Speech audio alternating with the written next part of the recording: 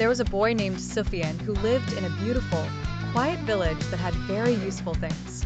Sufyan had friends he loved and spent time with every day. Together, they would gather and start new adventures, filling their days with fun and learning.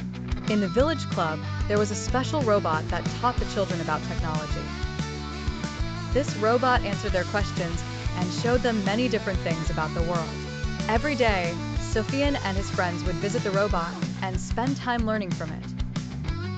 When the club closed, they would return home, eager to come back the next day. Sufyan loved listening to the robot and writing down everything he learned.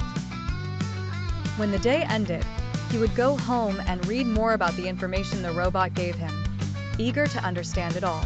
Each day, Sufyan's knowledge grew, and he became more curious.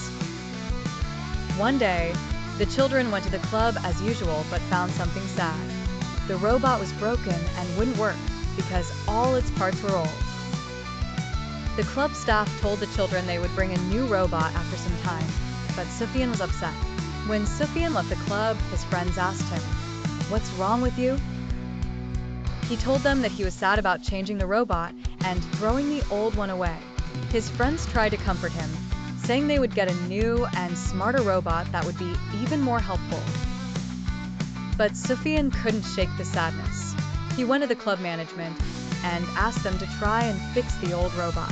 The management told him it was better to bring a new, better one, but Sufyan was insistent.